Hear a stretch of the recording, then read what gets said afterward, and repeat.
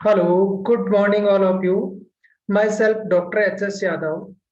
आज अपन BSc part first year का जो इनऑर्गेनिक का चैप्टर है, वैलेंस बॉन्ड थ्योरी से संबंधित, उसमें हाइब्रिडाइजेशन चैप्टर को ले रहे हैं। ठीक है।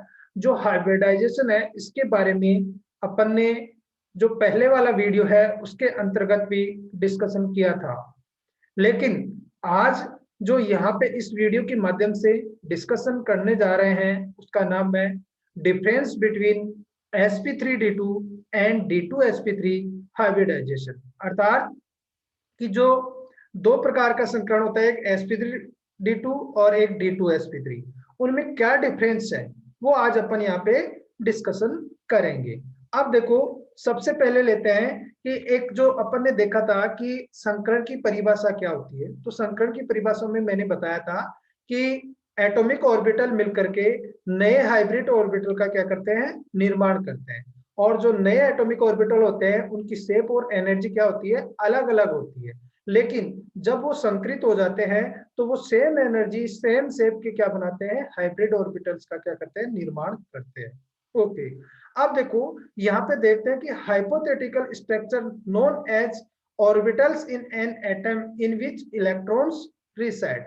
अर्थात जब ये हाइब्रिड ऑर्बिटल्स होते हैं तो उनमें इलेक्ट्रॉनों का क्या होता है, रीडिस्ट्रीब्यूशन होता है, अर्थात रिसाइड होता है। तो देखो, यहाँ पे सबसे पहले जो डिफरेंस देखते हैं अपन कि difference between sp3d2 and d2sp3। तो देखो, सबसे पहले अपन यहाँ पे ले रहे हैं कि sp3d2 में क्या होता है। तो यहाँ लिखा हुआ है कि sp3d2 hybridisation involve atomic orbitals of same electrons है। अर्थात जो sp3d2 हाइब्रिडाइजेशन है उसके अंदर जो एटॉमिक ऑर्बिटल्स होते हैं वो सभी एक ही सेम इलेक्ट्रॉन सेल में पाए जाते हैं। ठीक है। सेकंड, देखो ध्यान देने योग्य बात है, सेम इलेक्ट्रॉन सेल, यहाँ लिखा हुआ है same electron shell. Second point है कि sp3d2 hybridisation is the mixing of sp and d atomic orbital. अर्थात इस संकरण का निर्माण एक एस कक्षक, तीन पी कक्षक और दो डी कक्षकों के मिलकर बनने से होता है। अर्थात atomic orbitals of the same electron shell to form sp3d2 hybrid orbital. तब जाकर के जो सेम इलेक्ट्रॉन सेल है ये आपस में हाइब्रिड होती है और sp3d2 संकरण का निर्माण होता है, ऑर्बिटल्स का निर्माण होता है। थर्ड पॉइंट है कि sp3 hybrid orbitals are arrange in octahedral geometry. अर्थात ये याद रखने योग्य बात है कि ये किस ज्योमेट्री में होता है, sp3d2 ऑक्टाहेड्रल ज्योमेट्री में। ऑक्टाहेड्रल ज्योमेट्री देखो क्या होती है, मैं थोड़ा सा यहाँ पे डिस्कशन कर रहा हूं कि ऑक्टाहेड्रल शेप में क्या होता है कि चार जो ग्रुप होते हैं वो कॉर्नर पे होते हैं और एक ऊपर होता है और एक नीचे होता है। अर्थात जो सेंटर में जो भी एटम होता है उसके चार चार कॉर्नर पे एक ऊपर और एक नीचे होता है, उसको अपन ऑक्टाहेड्रल अरेंजमेंट बोलते हैं। ठीक है। नेक्स्ट जो पॉइंट दिया है कि hybrid orbitals have 90 degree angle between two orbitals. जो भी इस संकरण में जो हाइब्रिड ऑर्बिटल्स है उनके बीच में 90 डिग्री का क्या होता है, एंगल होता है। ठीक है। तो ये चीज आपको ध्यान रखने योग्य है। ओके। इसके बाद में जैसे अपन लेते हैं कि sp3d2 ऑर्बिटल्स के बारे में। ठीक है। अब जैसे स्ट्रक्चर की बात करूं मैं, ठीक है, तो यहाँ पे देखो एग्जाम्पल के रूप में ले रहे हैं sp3d2 हाइब्रिडाइजेशन। किसमें एग्जाम्पल किसका, sf6 में। तो सबसे पहले देखो सल्फर की जो ग्राउंड स्टेट है उसमें इलेक्ट्रॉन देखने हैं अपने को। ठीक है। तो यहाँ पे देखो आपको नजर आ रहा होगा कि जो s ऑर्बिटल है, ठीक है, 3s में 2 इलेक्ट्रॉन, 3p में देखो 4 इलेक्ट्रॉन और 3d पूरा क्या है, वेकेंट है। कब, जब यह सल्फर ग्राउंड स्टेट में है। लेकिन जब सल्फर एक्साइटेड स्टेट में चला जाता है तो एक एक इलेक्ट्रॉन सभी ऑर्बिटल में क्या हो जाता है, वितरित हो जाता है। ठीक है। यहां पे देखो कि एक जो 3s में जो लोन पेयर था, कहने का मतलब 2 इलेक्ट्रॉन थे, यहाँ पे क्या बचा, केवल एक। और यहाँ पे भी देखो यहाँ डबल था, वो यहाँ पे क्या हो गया, सिंगल, अर्थात वो यहाँ पे चले गए दोनों। ठीक है। अब जब ये हाइब्रिड ऑर्बिटल बनाते हैं तो जैसे देखो सल्फर के कितने परमाणु जुड़े हुए हैं, फ्लोरीन के 6। तो इसको 6 ऑर्बिटल चाहिए, 6 क्या चाहिए, वैकेंट ऑर्बिटल चाहिए। तो फ्लोरीन अपना एक एक इलेक्ट्रॉन डिस्ट्रीब्यूट करके इन हाइब्रिड ऑर्बिटल्स के साथ में क्या बनाएगा, बॉन्डिंग बनाएगा। और जब ये बॉन्डिंग बनाएगा तो ये ऑर्बिटल देखो जो वैकेंट थे, कहने का मतलब एक एक इलेक्ट्रॉन थे, इनमें सभी में फ्लोरीन द्वारा क्या दे दिया गया, एक एक इलेक्ट्रॉन दे दिया गया। तो कुल मिलाकर के देखो यहाँ पे s ऑर्बिटल और 3 p ऑर्बिटल और 2 d ऑर्बिटल, इस कारण से जो संकरण बना उसका नाम क्या है, sp3d2। ठीक है, तो जो sf6 है उसमें इलेक्ट्रॉनों की पेयरिंग नहीं हो रही है, अर्थात सभी इलेक्ट्रॉन सिंगल स्टेट में जा रहे हैं। इस कारण से क्या हो रहा है कि जो d ऑर्बिटल है वो d ऑर्बिटल, कहने का मतलब आउटर ऑर्बिटल d काम में आ रहा है, न कि इनर d ऑर्बिटल काम में आ रहा है। ठीक है, अब जैसे बहुत सारे एग्जाम्पल है जिनके माध्यम से अपन sp3d2 को क्या कर सकते हैं, समझ सकते हैं। ठीक है, नेक्स्ट बात करूं मैं d2sp3 की। देखो नाम से स्पष्ट हो रहा है d2sp3 अर्थात जो इनर सेल का जो d ऑर्बिटल है वो इस संकरण में क्या करता है, पार्टिसिपेट करता है। तो देखो सबसे पहले यहाँ पे क्या लिखा हुआ है कि d2sp3 hybridisation is the mixing of s and p atomic orbitals of the same electron shell, अर्थात जो s और p के जो इलेक्ट्रॉन होते हैं वो सेम इलेक्ट्रॉन सेल के होते हैं, विथ d ऑर्बिटल्स, जो किसके साथ में मिक्स होते हैं, d orbital of another electron shell, अर्थात जो d ऑर्बिटल की जो सेल होती है वो अलग होती है, किससे, s और p से, अर्थात उसमें क्या काम में आ रहे हैं, s और p जो एटॉमिक ऑर्बिटल है वो सेम इलेक्ट्रॉन सेल के हैं, जबकि जो d है वो डिफरेंट इलेक्ट्रॉन सेल का है। इस कारण से इसमें जो बाह्य कक्षक न आकर के आंतरिक d कक्षक काम में आ रहा है, अर्थात n-1 वाला, तो ये d2sp3 हाइब्रिड ऑर्बिटल्स का निर्माण हो रहा है। यहाँ देखो नीचे भी लिखा हुआ है कि d atomic orbitals comes from a different electrons, अर्थात जो d एटॉमिक ऑर्बिटल है वो कहां से आ रहे हैं, डिफरेंट इलेक्ट्रॉन सेल से, जिसको बोलते हैं n-1। ठीक है, n-1 डी इलेक्ट्रॉन सेल, जबकि sp3d2 में क्या था, nd सेल था। ठीक है, तो ये यहाँ पे मेजर डिफरेंस है। ठीक है, और s एंड p जो एटॉमिक ऑर्बिटल्स हैं are of the same electron shell, ये क्या पाए जाते हैं यहाँ पे, सेम इलेक्ट्रॉन सेल में होते हैं। ठीक है, तो मेजर डिफरेंस है दोनों में। अब आगे जैसे बात करें फॉर द एग्जाम्पल d2sp3 का जो एग्जाम्पल है यहाँ पे मैंने लिया है CONH3 का होल थ्राइस प्लस, अर्थात जो कोबाल्ट का एक एग्जाम्पल लिया है अपन ने, जिसके 6 लिगेंड जुड़े हुए हैं, किसके, अमोनिया के।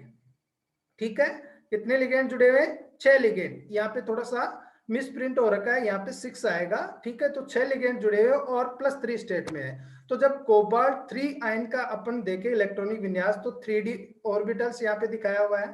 ठीक है, जिसमें देखो कि d में 2 और 2 4 और 2 6 इलेक्ट्रॉन है, अर्थात 3d6 और 4s क्या है, वेकेंट है। ठीक है, यहाँ पे लेकिन जब देखो ये हाइब्रिडाइजेशन की स्टेट में आता है तो ये सभी इलेक्ट्रॉन क्या करते हैं, पेयरिंग कर लेते हैं, अर्थात जो ये बाहर की तरफ जो 2 इलेक्ट्रॉन है ये इनके साथ क्या बना लेते हैं, इलेक्ट्रॉन युग्म का निर्माण कर लेते हैं। यहाँ पे देखो ये क्या बन गया, पेयर बन गया, ये भी यहाँ पे पेयर बन गया, जबकि पहले क्या थे, इंडिविजुअली अलग अलग थे। ठीक है, तो अब क्या है कि सभी क्या हो गए, वेकेंट। अब जैसे कोबाल्ट की मैं बात करूं, कोबाल्ट में जैसे अमोनिया के लिगेंड की बात करूं तो कितने हैं, 6 हैं। तो अपने को 6 वैकेंट डी ऑर्बिटल या एस ऑर्बिटल या पी ऑर्बिटल की क्या पड़ेगी, जरूरत पड़ेगी।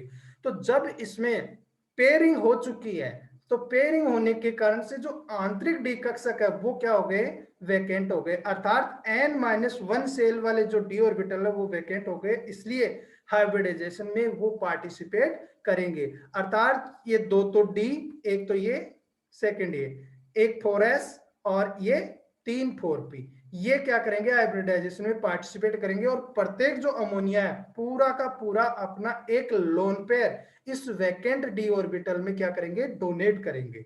तो यहाँ पे डोनेट करने के कारण से ये भी फुलफिल हो जाएंगे, और इस कारण से देखो इसका जो संकरण आएगा वो क्या आएगा, d2sp3, अर्थात 2 d ऑर्बिटल, एक s और 3 p ऑर्बिटल्स के कारण से। लेकिन जो देखो यहाँ पे आपको एक चीज समझ में आ गई हो कि ये तो 4s और 4p ऑर्बिटल है।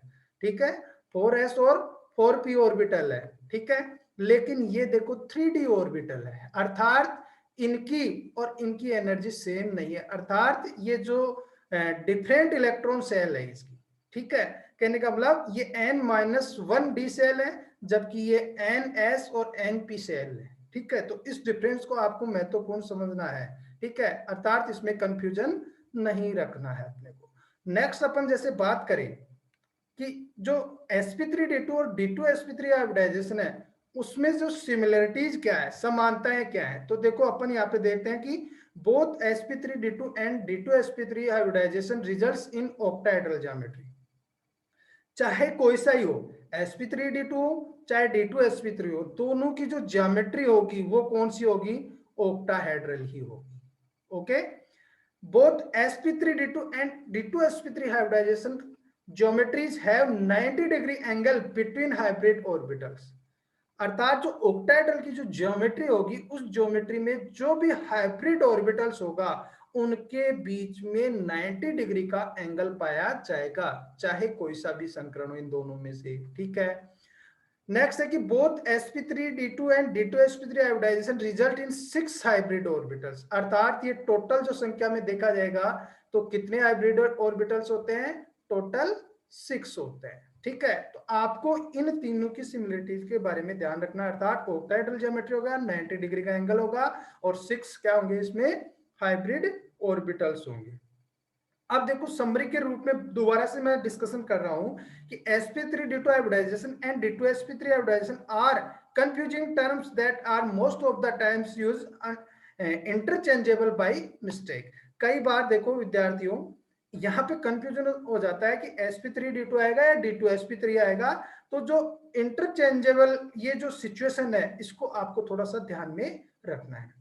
The key difference between sp3d2 and d2sp3 hybridization is that sp3d2 hybridization involves atomic orbital of same electron cell, whereas d2sp3 hybridization involves atomic orbital of 2 electron cell। अर्थात जो मैंने पहले बताया था कि sp3d2 में same electron cell participate करते हैं, ठीक है, लेकिन d2sp3 में क्या होंगे, 2 इलेक्ट्रॉन सेल्स होंगी डिफरेंट। अर्थात इसमें देखा था अपन ने कि d2sp3 में n-1 डी सेल पार्टिसिपेट कर रही है, अर्थात अलग अलग 2 इलेक्ट्रॉन सेल्स होती हैं, तो इनके बारे में अपने को विशेष ध्यान रखने की आवश्यकता है।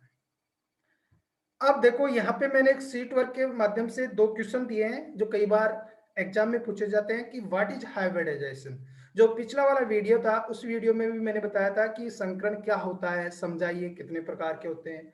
सेकंड क्वेश्चन मैंने दिया है कि what is difference between sp3d2 and d2sp3 hybridisation.